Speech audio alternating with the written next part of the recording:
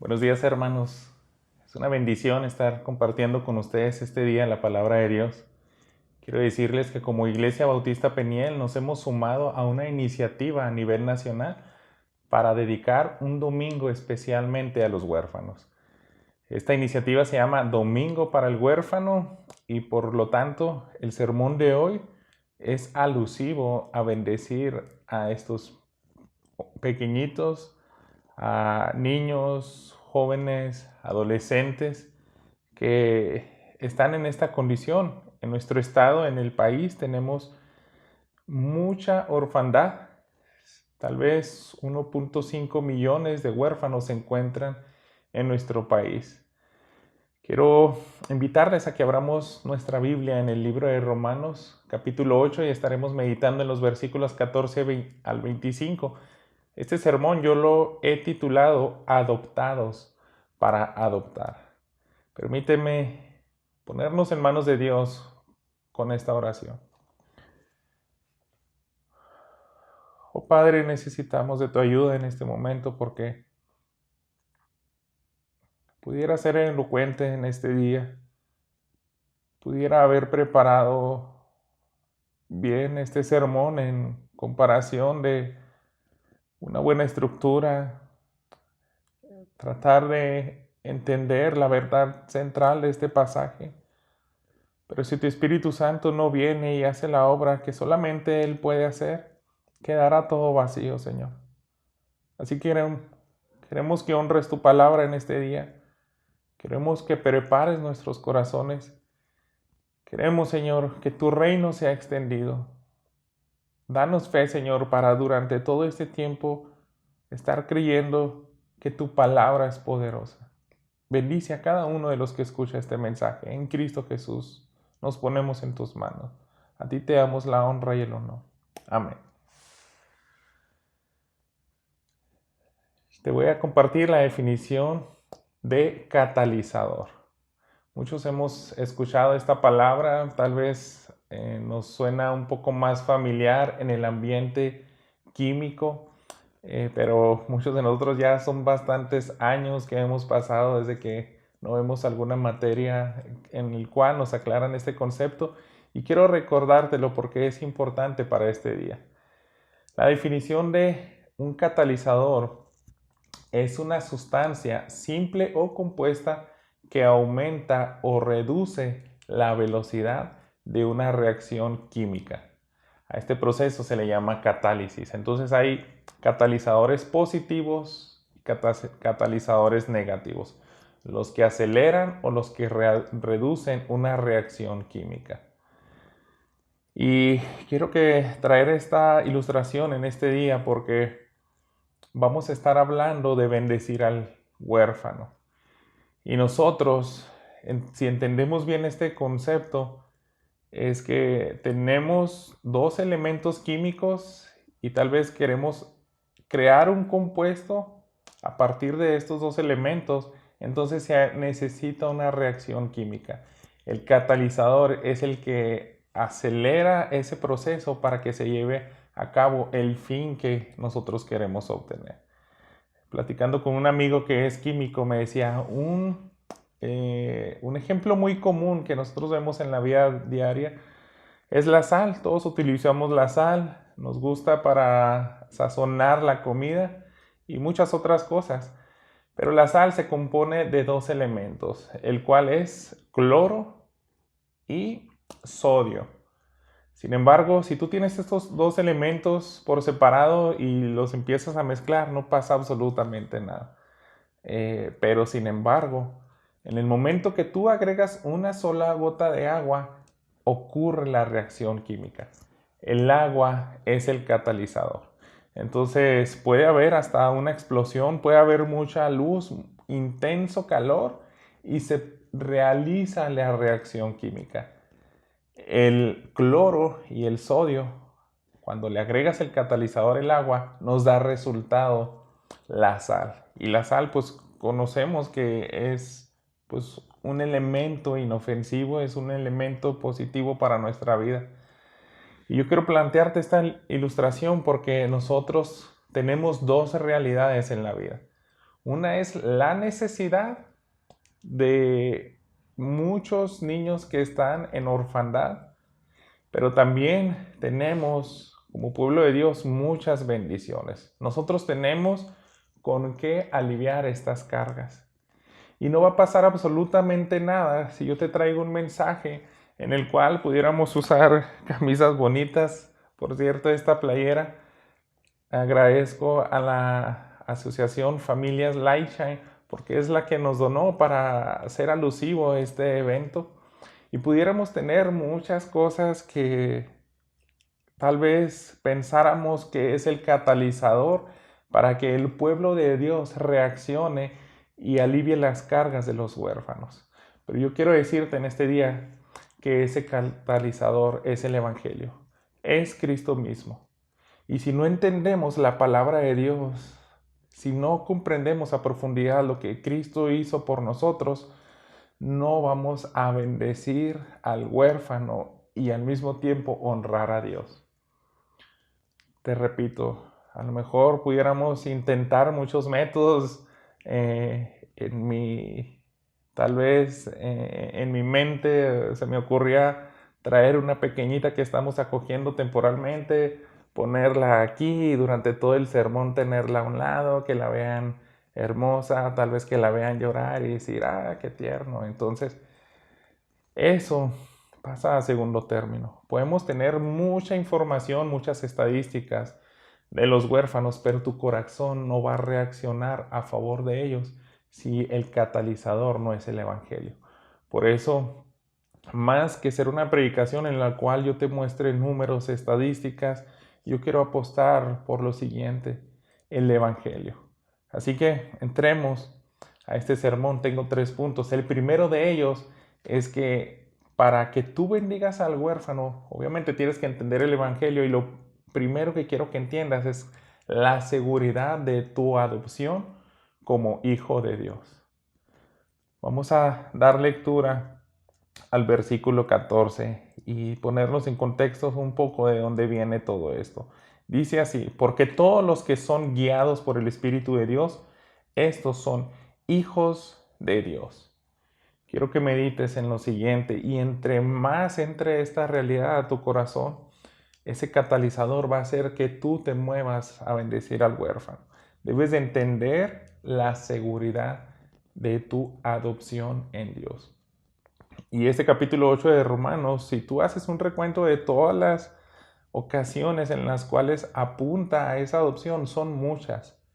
El contexto, por ejemplo, en el versículo 9 nos dice: mas vosotros no vivís según la carne, sino según el Espíritu, si es que el Espíritu de Dios mora en vosotros.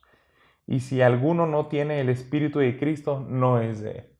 Entonces, para ser hijo de Dios, necesitas a Cristo, necesitas al Espíritu Santo para que realmente entiendas que eres adoptado por Él. Y desde ahí viene el apóstol Pablo en esta altura de la carta de los Romanos explicándoles a esa iglesia este principio.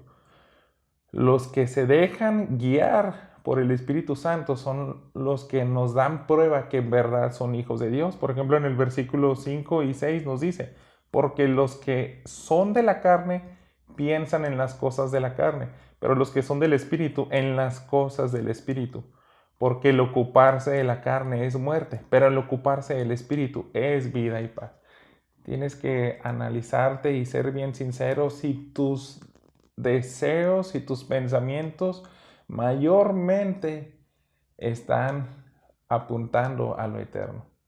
Están buscando la voluntad de Dios, más que mucho tiempo en pensamientos en cosas terrenales. Entonces, si tú quieres tener seguridad de tu salvación, tienes que evaluarte y ser sincero y ver en tu vida que buscas esa voluntad de Dios. En el capítulo anterior, 7:22, dice lo siguiente: porque según el hombre interior me deleito en la ley de Dios. El que verdaderamente es un hijo de Dios, el que ha sido adoptado, se deleita en toda su palabra, en el Evangelio. Por eso dice en el versículo 15, volviendo al capítulo 8, pues no habéis recibido el espíritu de esclavitud para estar otra vez en temor, sino que habéis recibido el espíritu de adopción por el cual clamamos Abba Padre. El espíritu mismo da testimonio a nuestro espíritu de que somos hijos de Dios.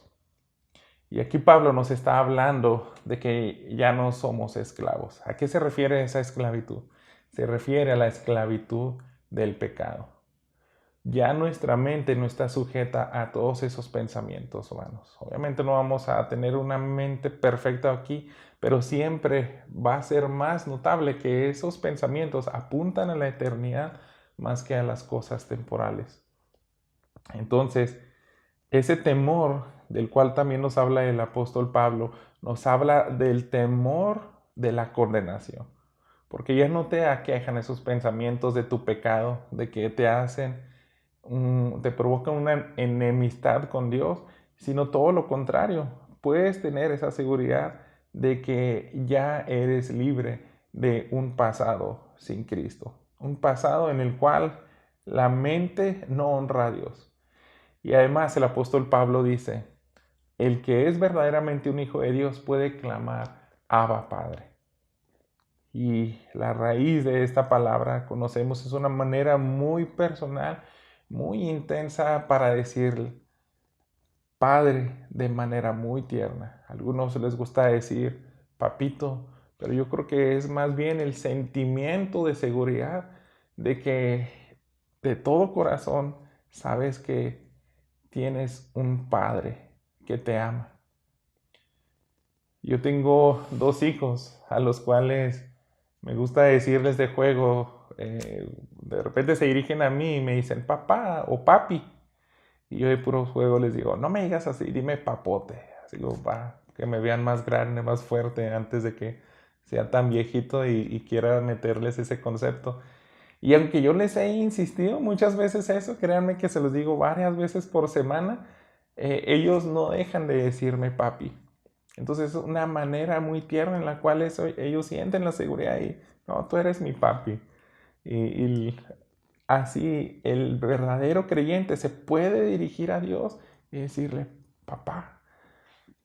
Desde lo más profundo de nuestro corazón podemos disfrutar y entender en todo el sentido de la palabra de que tenemos un Padre Celestial que nos ama, que está al pendiente de nuestras necesidades, que sabe lo mejor que es para nosotros, que nos guía de la mano y muchas otras cosas.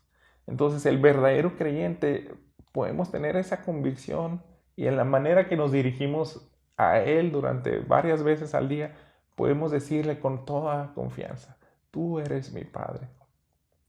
Entonces, el apóstol Pablo lo plantea aquí como un clamor, algo que sale verdaderamente de nuestro corazón. Y quiero decirles que también eso tiene una convicción bastante fuerte. Recordando cómo los reformadores y pastores antiguos hacían muchos esfuerzos para ver que la fe de sus congregantes era genuina, era real, para que ellos les dieran seguridad a sus congregantes de que eran adoptados, eran hijos de Dios. Ellos les explicaban 3 aspectos de la fe. Entonces algunos lo han definido como las 3 C. La primera es conocimiento. Tú sabes que a través de la fe en Cristo Jesús puedes tener perdón de pecados y que eres adoptado. A lo mejor tú dices, todo este pasaje pues yo ya lo conozco, ya no es teoría para mí, ya conocía Romanos 8, entonces pues estoy escuchando un sermón más. Pero no solamente eso, también los pastores antiguos les decían a sus feligreses, no solamente tienes que tener conocimiento, tienes que tener consentimiento. En verdad, creer que esto es verdad. Tú tienes que consentir y afirmar. Esto no es una mentira, porque muchos pueden tener el conocimiento y decir, pues eso viene en la Biblia, pero para mí eso no es verdad. Pero el verdadero creyente sí tiene consentimiento de estas verdades de la adopción, de que puede decirle Abba Padre. Y hay un elemento más, y es el más importante de la fe. Esto es la convicción.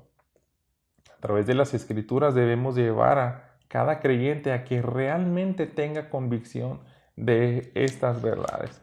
Porque en la carta de Santiago, él comprendía estos dos primeros conceptos y decían, esto no es suficiente para que tú verdaderamente seas un hijo de Dios. Fíjense cómo dice el versículo 19.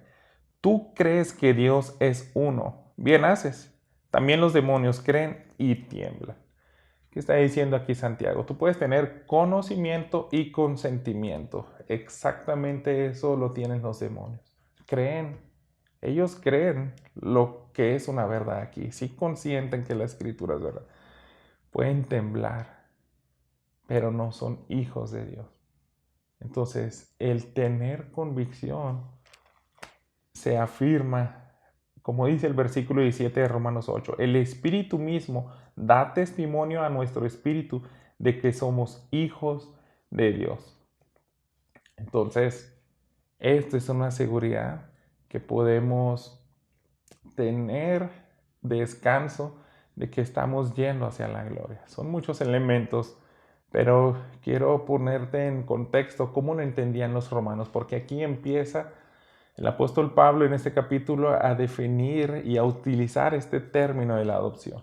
Cuando la iglesia de los romanos recibe la carta del apóstol Pablo y escuchar esta palabra, a la mente de ellos venía el sistema legal en el cual el imperio romano había establecido para adoptar hijos.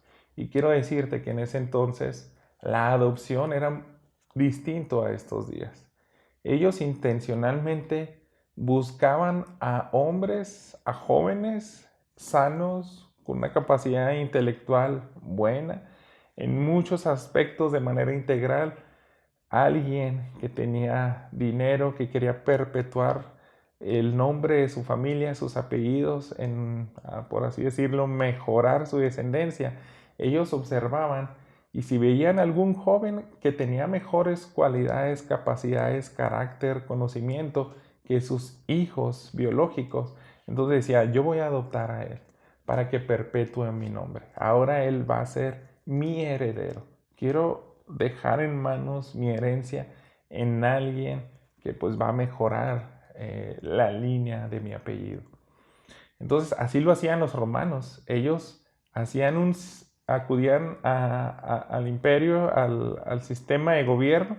Entonces decían, quiero adoptar a esta persona. Entonces, cuando terminaba el proceso, daba por sentado que la identidad de este hombre adoptado o de este joven ya iba a desaparecer por completo. Entonces, obviamente, si este joven, si este adolescente tenía deudas o si era algún esclavo o cualquier otra cosa en su pasado negativa, en ese momento desaparecía la identidad. Por así decirlo, nacía de nuevo. Era borrón y cuenta nueva. Ahora tú eres ciudadano romano y cuenta a partir desde ahora, de este día que fue concretada tu adopción, como alguien que empieza desde cero. Las deudas con el gobierno empiezan a partir de hoy. Lo de antes, olvídate. Entonces, todo este concepto lo tenían los creyentes de la iglesia en Roma cuando Pablo escribe esta carta. Entonces, te llevo a todo esto porque ellos querían heredar intencionalmente. Ellos decían, yo elijo a este hombre y borro esa identidad y ahora va a ser mi heredero. Aquí en los creyentes, hermanos, hay una cláusula que podemos agregar y es esto, es el padecimiento. Pablo está diciendo, no habéis recibido, en el 17. Y si hijos, también herederos, herederos de Dios y coherederos con Cristo, si es que padecemos juntamente con Él, para que juntamente con Él seamos glorificados. Entonces la Escritura nos dice, si realmente eres hijo de Dios, si eres heredero, pero también nos menciona, si padeces, si cumples los padecimientos de Cristo. Hay muchos pasajes que nos hablan de esta realidad, pero solo quiero mencionarte unos pocos. Te invito a que vayamos a Filipenses, capítulo 1, el versículo 29. Porque a vosotros os es concedido a causa de Cristo, no solo que creas en Él, sino también que padezcáis por Él. Entonces, la fe, todos sabemos, es un don de Dios, pero viene en paquete. También viene con los padecimientos de Cristo. No solamente el apóstol Pablo entendía esto, sino que también Pedro, en su primera epístola, en el capítulo 4, también dejó muy claro esto. Dice así el versículo 12: Amados, no os sorprendáis que el fuego de la prueba que os ha sobrevenido como si alguna cosa extraña os aconteciese, sino gozaos por cuanto sois participantes de los padecimientos de Cristo, para que también en la revelación de su gloria os gocéis con gran alegría. Entonces es una realidad esto. Si tú eres hijo de Dios, vas a padecer. Y si el Espíritu Santo hace una obra y creces en conocimiento, en amor y en sometimiento a la palabra, tú vas a bendecir al huérfano. Tú vas a estar dispuesto a sufrir por Cristo. Créanme, una de las preguntas que surge mucho en el caso de la adopción temporal, es decir, es muy doloroso ese momento del duelo en el cual si vas a recibir a un pequeño, a un niño, a un adolescente, te encariñas por semanas, por meses, incluso años, y cómo es que lo tienes que regresar. No te puedes quedar tú con él e iniciar un proceso de adopción tan fácil. Entonces eso es dolor. Es una de las excusas que muchas personas les frena para bendecir al huérfano, porque también implica el sufrimiento. Pero si tú y yo llegáramos a entender a profundidad que no nos debe sorprender ese sufrimiento, sino al contrario, es necesario, porque a través de muchas tribulaciones, hemos escuchado en otra parte de la escritura, es necesario que entremos al reino de los cielos. Te repito, hay muchos pasajes, pero vamos a proseguir. En el versículo 18, volviendo a Romanos 8, dice lo siguiente: pues tengo por cierto que las aflicciones del tiempo presente no son comparables con la gloria venidera que en nosotros ha de manifestarse. Entonces el apóstol Pablo nos invita a poner la mirada en lo eterno. Sí, hay mucho dolor aquí, hay mucha aflicción. El llegar a ser hijo de Dios adoptado implica dolor y sufrimiento, pero no se compara con lo que nos espera en la gloria, cuando sea plena nuestra adopción. Entonces, nosotros debemos de considerar, nos invita Pablo, el sufrimiento del Hijo. Yo creo que aquí obviamente también va implícito el sufrimiento del Padre. Si avanzamos un poco más ahí en el capítulo 8, fíjate lo que dice el versículo 32. El que no escatimó ni a su propio Hijo, sino que lo entregó por todos nosotros, ¿cómo no nos dará también con Él todas las cosas? Piensa en eso. El Padre no rehusó a su propio Hijo. Soltar a tu Hijo y que vaya a ser maltratado, pisoteado por los pecadores, eso implica sin duda una decisión muy difícil. Si lo trasladáramos a nuestra vida humana, es un dolor terrible lo que pudiéramos sufrir si hubiéramos sido los padres sanguíneos de Jesús. El ver cómo tenía que ser afrentado y llevar el castigo de todos es un dolor y sufrimiento que nosotros no podemos sobrellevar. Pero también Cristo mismo, Él sufrió para darte vida eterna a ti y a mí. Entonces, si el Hijo sufrió para glorificar al Padre, ¿por qué tú y yo no debemos de aceptar también ese sufrimiento que se nos llama aquí? Estamos viendo lo que implica tu herencia como hijo de Dios. Entonces, si esto fuera una realidad en nosotros y llegáramos a crecer más en este conocimiento, nos va a hacer aptos para bendecir de una manera más efectiva al huérfano. Quiero plantearte una cosa más. Lo que es la esperanza de tu adopción plena. Dice el versículo 19 al 22, porque el anhelo ardiente de la creación es el aguardar la manifestación de los hijos de Dios, porque la creación fue sujetada a vanidad, no por su propia voluntad, sino por causa del que la sujetó en esperanza, porque también la creación misma será libertada de la esclavitud de corrupción a la libertad gloriosa de los hijos de Dios, porque sabemos que toda la creación gime a una y a una está con dolores de parto hasta ahora. Y aquí Pablo nos está empezando a plantear lo siguiente. La creación fue maldita no de manera voluntaria, sino involuntaria. Eso lo vemos en el capítulo 3 de Génesis. Recordemos cuando Adán peca, ¿cuál fue el castigo?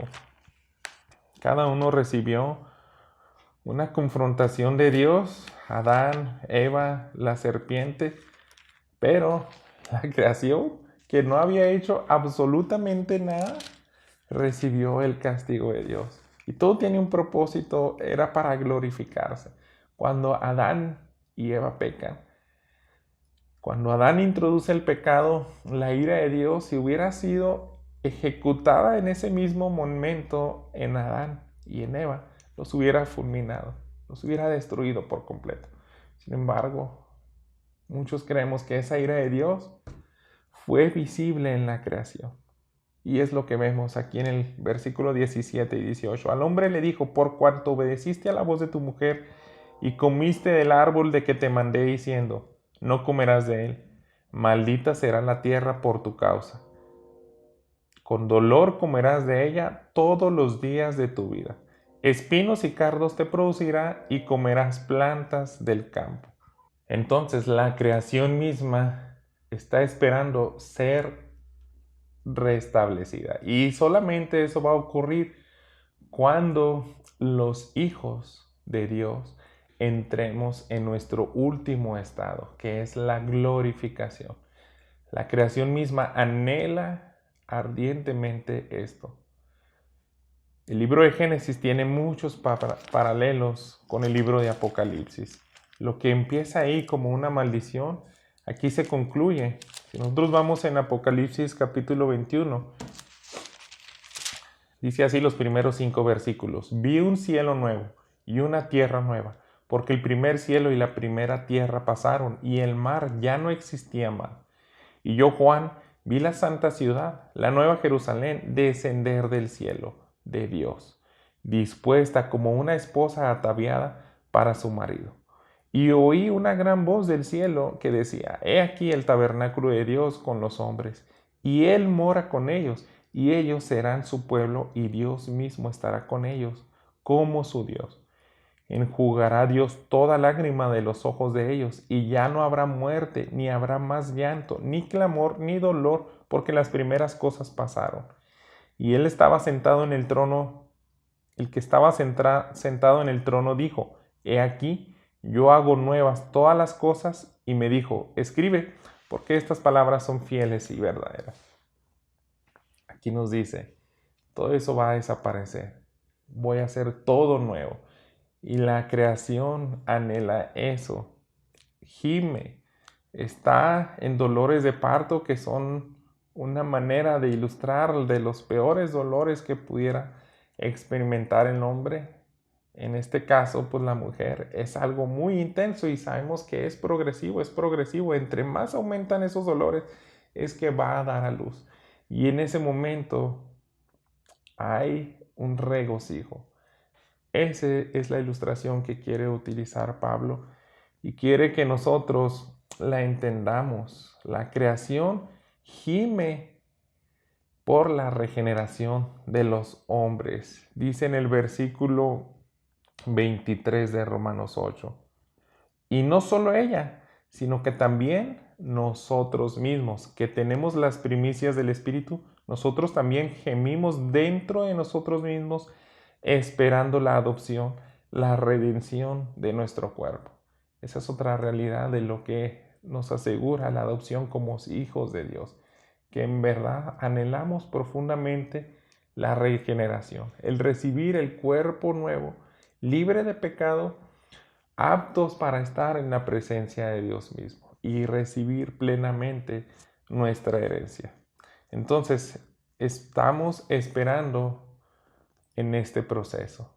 Solamente ya se hizo la elección, ya se hicieron los trámites, tal vez hasta firmaron, y nosotros en un proceso de adopción podemos ver varias cosas previas, aunque ya te presente y tú veas, quiero adoptar a este niño, a este joven, te lleva tiempo de burocracia, de papeleo, y en el momento que ya lo recibes en tus brazos y ya está en tu hogar, ahí es la plenitud de la adopción.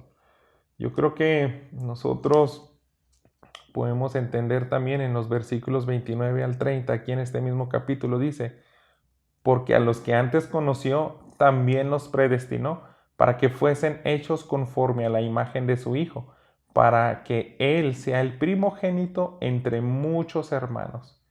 Y a los que predestinó, a estos también llamó, y a los que llamó, a estos también justificó, y a los que justificó, a estos también glorificó. El verdadero creyente entiende que todo este proceso no se puede interrumpir. Si tú ya fuiste elegido desde antes de los tiempos, a como de lugar, tienes que ser llamado para arrepentimiento, tienes que actuar en fe y en ese momento eres justificado. Ahorita estamos en un proceso de santificación, pero la última etapa es la glorificación. Entonces, es como si entendiéramos esto. El único paso que nos falta aquí en la tierra como hijos adoptados de Dios es la glorificación. Ya está consumada nuestra resurrección, los cuerpos nuevos y entrar a la gloria con nuestro Señor. Si ya tienes convicción de todo lo anterior, si realmente te electas en que fuiste elegido desde antes de los tiempos, que fuiste llamado, que fuiste justificado, entonces solamente te resta esperar. Y así dice los versículos 24 al 25, porque en esperanza fuimos salvos, pero la esperanza que se ve no es esperanza, porque lo que alguno ve, ¿a qué esperarlo? Pero si esperamos lo que no vemos, con paciencia lo aguardamos. Entonces ya sabes, todo esto hasta aquí se ha completado el proceso, pero en realidad ya la intención, ya la firma, ya todo está listo. Ya tengo las primicias del Espíritu Santo, ya fui justificado. ¿Qué me falta? Solamente entrar en la plenitud. Y eso debe darte completa esperanza, paz, paciencia, aguardar entrar a esa plenitud. Los teólogos lo han definido como el ya, pero todavía no. Ya eres hijos de Dios, pero todavía no se ha consumado en todo el sentido de la palabra. Fuiste predestinado, pero tienes que terminar glorificado. Si todas estas verdades y el Evangelio llegan a ser tan fuerte convicción en tu corazón, tú vas a estar dispuesto a bendecir al huérfano. Entonces está en ti esa tarea de que sigas creciendo tú mismo en tu conocimiento de lo que hizo Cristo por ti. Te adoptó. Entonces, sumergirte a las profundidades de estas verdades va a ser lo que nos lleve como pueblo de Dios a bendecir al huérfano. Quiero leerte otra definición que encontré en la Real Academia Española de este concepto que te había mostrado, catalizador. Ellos dando otro ejemplo en cómo se dice de enfocado a un dicho, persona o cosa, sugieren lo siguiente: el catalizador es el que estimulan el desarrollo de un proceso, Por ejemplo, el alcalde fue el catalizador de las reformas humanas. Entonces yo creo que si lo pudieran entender así. Aquí en la ciudad nadie avanza para construir una carretera. Entonces ya tienen varios años que no se concreta este proyecto hasta que llegó un gobernador que movió cielo, mar y tierra para conseguir recursos federales y concretó ese proyecto. Entonces, en una nota del periódico pueden decir, si pudiéramos identificar el catalizador de este proyecto, definitivamente fue nuestro gobernador. Entonces, ¿se fijan? Ese es el concepto al cual quiero que apunte tu corazón. ¿Cuál es el catalizador para que tú bendigas al huérfano? Si ya somos iglesia, si somos hijos de Dios creados para buenas obras, ¿por qué no las estamos haciendo? Porque nos falta voltear a Cristo, depender de Él, sumergirnos en lo que Él hizo. Si entendiéramos de manera más profunda cómo es que somos adoptados hijos de Dios, nosotros vamos a bendecir al huérfano. Escuchamos esa analogía de lo que veíamos al inicio del catalizador y les ponía ese ejemplo. Para obtener la sal se necesita el catalizador del agua. Entonces, siguiendo esa misma ilustración, quiero que vayamos al Evangelio de Juan.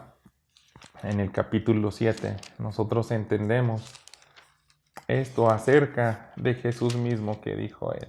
Versículo 37. En el último y gran día de la fiesta, Jesús se puso en pie y alzó la voz diciendo: si alguno tiene sed, venga a mí y beba. El que cree en mí, como dice la Escritura, de su interior correrán ríos de agua viva. Entonces Jesús es esa agua que necesitamos tú y yo para llegar a ser sal, la sal del mundo, que también nos ilustraba en una parábola. Tú y yo no vamos a bendecir al huérfano si no entendemos que tenemos que ir primeramente a Cristo de manera continua. Aquí mismo en el capítulo 8 de Romanos dice: ahora pues, en el versículo 1, ninguna condenación hay para los que están en Cristo Jesús, los que no andan conforme a la carne, sino conforme al Espíritu. Porque la ley del Espíritu de vida en Cristo Jesús me ha librado de la ley del pecado y de la muerte. Entonces está diciendo Romanos, lo más importante es que tú y yo volteemos a ver a Cristo Jesús. Solamente así van a llegar a tocar nuestro corazón de manera permanente cualquier sugerencia u otros datos que nos den. Quiero plantear algunos de ellos. La UNICEF en el 2015 dijo que había casi 140 millones de huérfanos en el mundo. Solamente en México hay 1.6, según estadísticas del año pasado. Entonces, al verdadero creyente que ama a Dios, esto le va a doler. Aquellos que han vuelto su mirada a Cristo, esto sí les va a conmover. Aquella persona que mira estas estadísticas y, por ejemplo, la Oxfam es una organización que nace en la Universidad de Oxford y es el organismo mundial más grande que combate a la pobreza. Ellos dijeron lo siguiente: habrá 500 millones de personas en pobreza tras la pandemia del COVID y obviamente muchos huérfanos. Van a crecer la cifra. Al día de hoy, en este mes de noviembre, ya sobrepasamos el 1.000.000 de muertos por el COVID de manera oficial en todo el mundo. Entonces, si tú escuchas esta cifra y no te conmueve en tu corazón, es porque nos falta ese catalizador que es Cristo Jesús para mover a su pueblo. ¿Qué cosas prácticas podemos hacer? Y te invito a que las hagas en este mes, en esta misma semana, si es posible. Obsequia útiles escolares a los huérfanos. Bendice también a los tutores. Utiliza tus bienes, tu tiempo para bendecirlos. Mi esposa en estos días pasados empezó a tener un sentir en su corazón porque un compañero de clases de nuestro hijo que está en primero de primaria, pues no lo veíamos en las clases de Zoom. Y un día le pregunta a su mamá, ¿qué pasó con tu hijo? ¿Por qué no lo vemos ahí? Ay, pues es que no tengo internet. Entonces, mi esposa ya me había comentado varios días atrás, a mí me gustaría apoyarle con eso. ¿Qué te parece si le decimos que venga aquí y tome clases con nosotros? Pero lo dejó solamente en su mente y pasaron algunas semanas y ella escuchó un sermón en el cual un gran predicador dijo lo siguiente: cuando tú vas a la escritura y lees y lo tienes que hacer, tienes que comprender, crecer en el conocimiento de Dios. Pero si eso no te mueve a bendecir al prójimo, entonces tienes que regresar al Evangelio.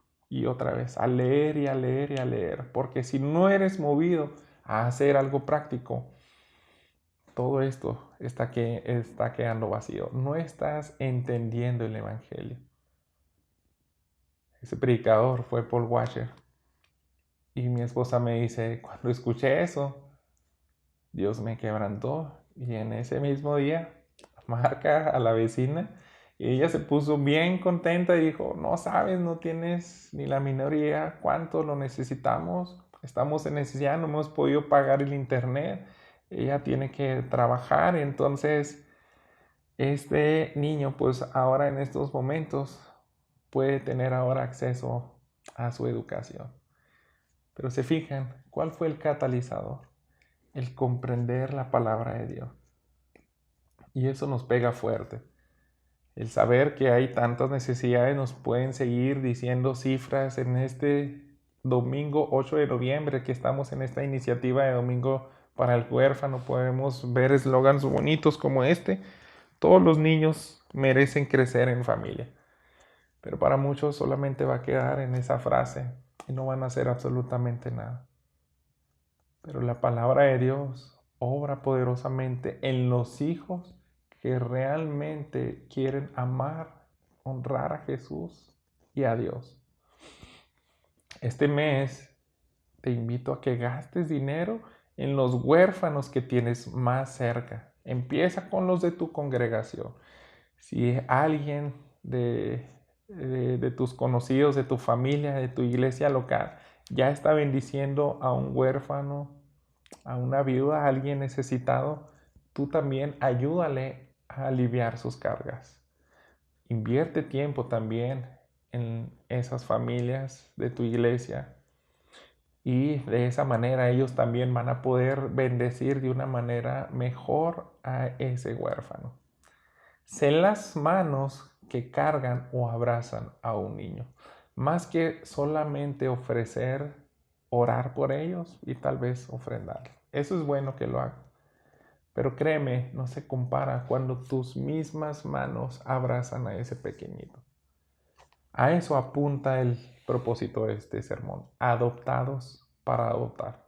Cuando tú entiendas ese concepto de la adopción, de lo que eres tú en Cristo, ya no vas a poner más trabas para tú mismo tomar en tus manos un pequeñito para bendecir a un adolescente, abrazarlo y decirle, es real el amor de Dios.